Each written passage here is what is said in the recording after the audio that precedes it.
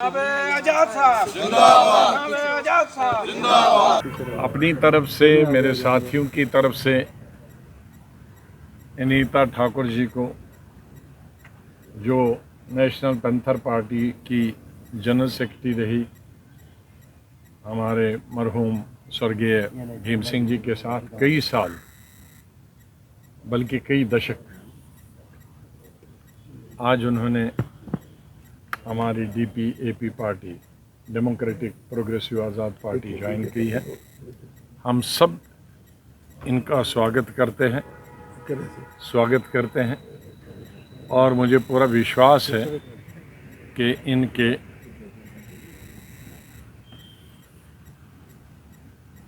आने से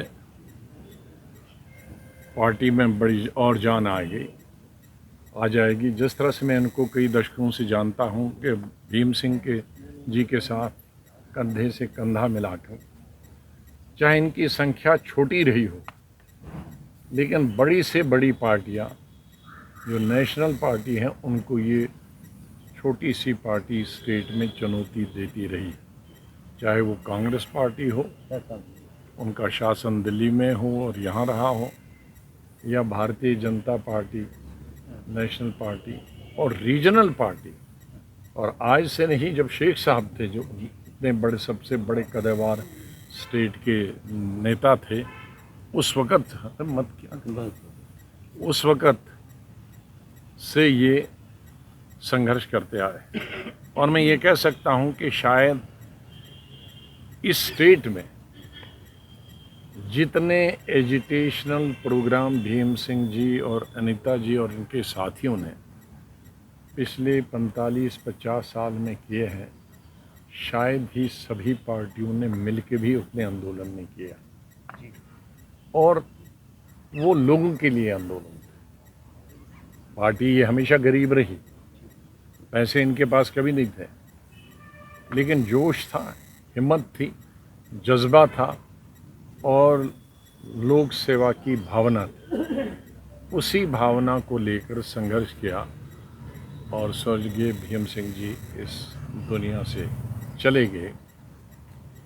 कोई उनके पास पैसा नहीं था, वही कुर्ता पजामा, और उसी में न सिर्फ वो हिंदुस्तान घूमे बल्कि दुनिया में घूमे और बेबाक थे। इंटरनेशनल लेवल पे भी उन्होंने अपने देश की, अपनी स्टेट की तर्जमानी की, राष्ट्रीय स्तर पर अपने स्टेट की तर्जमानी की। कई मीटिंगें हुई अपोजिशन की, उसमें शामिल थे।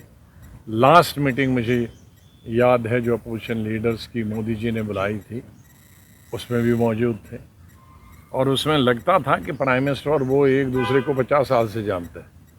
वो कहते कहाँ सोते थे, कहाँ खाते थे, कहाँ पीते थे। तो इस तरह की वहाँ भाषा मीटिंग में उन्होंने किया।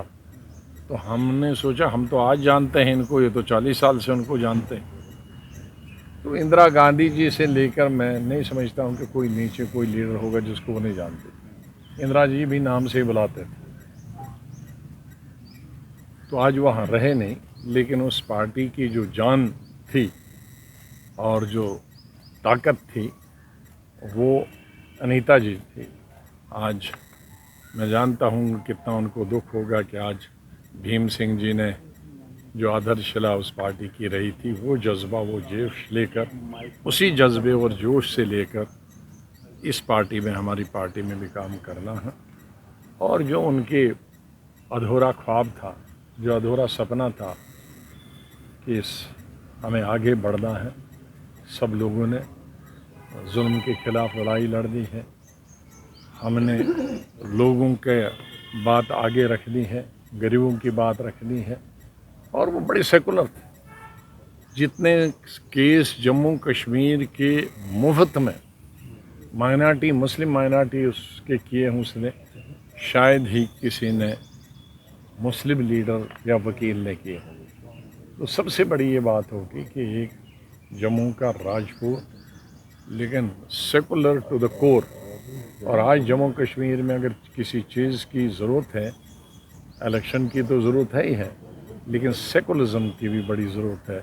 जो दराड़ पड़ गई है, जो दीवारें आर्टिफिशियल खड़ी हुई हैं, उन आर्टिफिशियल दीवारों को गिराना है और एक ऐसा समाज बनाना है जहाँ हर समुदाय, हर धर्म और हर जाति के लोग प्रेम और प्यार से रहें।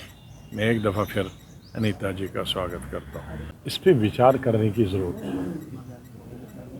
मैंने इन 4-5 महीनों में देखा है कि जम्मू प्रोविंस हो या कश्मीर प्रोविंस हो, 70% आबादी किसी धर्म की, किसी जाति की हो, जम्मू हो या कश्मीर हो, विशेष रूप से बॉर्डर पे जो आबादी है वो सरकारी ज़मीन है या घास चराई है।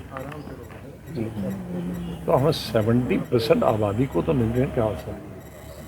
और अगर हम पिक एंड चूज़ करेंगे वो भी बहुत गलत बात होगी। पिक एंड चूज़ नहीं करेंगे, एक ही फार्मूला लगाएंगे तो सब 70% इन्वॉल्व होंगे। तो 70% को अब हम निकाल देंगे, फिर रहेगा क्या जम्मू कश्मीर। इसलिए ये सोच गलत है।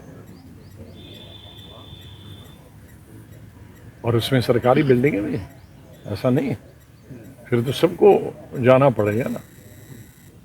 तो ज़मीनें लोगों के लिए होते हैं। मैं बार बार कह चुका हूँ कि हिंदुस्तान की सबसे बड़ी जगहें और कीमती ज़मीन है मुंबई और दिल्ली में। दिल्ली के आसपास जितनी हज़ारों झुग्गी झोंपड़ियाँ, और एक एक झुग्गी झोंपड़ी में लाखों लोग होते हैं। हर दूसरे साल, तीसरे साल गवर्नमेंट उसको रिकग्नाइज़ करती है। तो अगर वो लाखों की ज़मीनें हम हर दूसरे साल मुफ्त में देते हैं, कोई पैसा नहीं लेते उसके, और ऊपर से रिकग्नाइज़ करने के लिए स्कूल, अस्पताल, बिल्डिंगें, राशन कार्ड, तो यहाँ तो जितने ये 70% लोग हैं, इनको सबको स्कूल, कॉलेज, सड़कें, हॉस्पिटल, राशन कार्ड दिए हैं। तो अब नकली कहाँ से रह गई? वो रिकग्नाइज हो गई।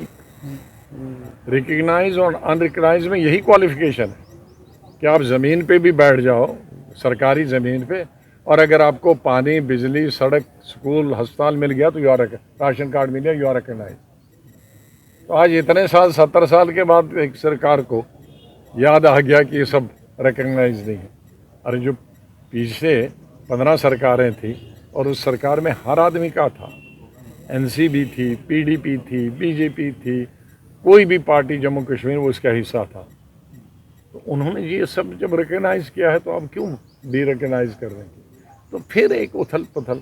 जम्मू कश्मीर के लोग अभी कई परेशानियों से गुजर रहे हैं। महंगाई है, बेकारी है, बेरोज़गारी है, एम्प्लॉयमेंट नहीं है।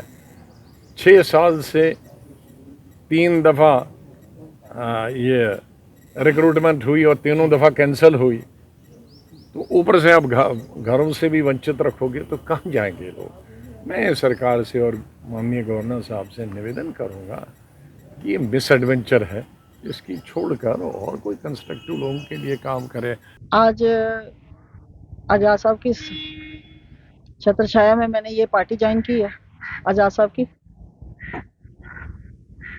इतनी देर, इतनी ज़िंदगी मैंने जिस पार्टी में दी और वहाँ से जो कुछ भी सीखा है हमने, जो भीम सिंह जी ने सिखाया था हमें, हक और इंसाफ, उसकी लड़ाई, एक इंसानियत की लड़ाई, हक, सबको बराबरी का दर्जा देना, जात बरादरी से ऊपर उठ के दोस्त हो दुश्मन हो उसके काम भी करो, वो जो सिखाया था, उनकी जो सोच थी, उनकी आइडियोलॉजिकल जो थी, जो मैं कहीं लेके जाना चाहती थी आगे, उसके लिए जो एक प्लेटफॉर्म चाहिए था मुझे, वो मुझे यहाँ मिला। आज़ाद साहब से बात हुई, उनसे बातचीत करने के दौरान उन्होंने कहा यही सारी चीज़ें लेके हम भी चल रहे हैं। तो उनकी सोच के साथ अगर मुझे लगा कि यहाँ सोच मिल रही है तो उस सोच को लेके मुझे ये प्लेटफॉर्म लेना पड़ा, क्योंकि मैं उनकी वो जो सोच थी, उनकी आइडियोलॉजिकल जो सोच थी, जो भी वो सोचते थे हक और इंसाफ के लिए, लोगों के लिए, उसको लेके मैं चलना चाहती थी। वो मुझे यहाँ मिली और यहाँ से लेके मैं लोगों में वो सब कुछ लेके जाऊंगी।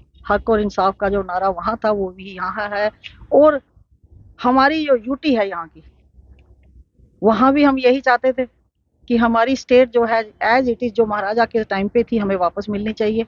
वो लड़ाई वहाँ भी शुरू की थी, यहाँ भी वही लड़ाई है, उसको लेके हम निकलेंगे पब्लिक में और फिर लोगों तक हक और इंसाफ पहुँचाएंगे। टेक वन अब आपके व्हाट्सएप पर व्हाट्सएप करिए हाय 9728253663 पर।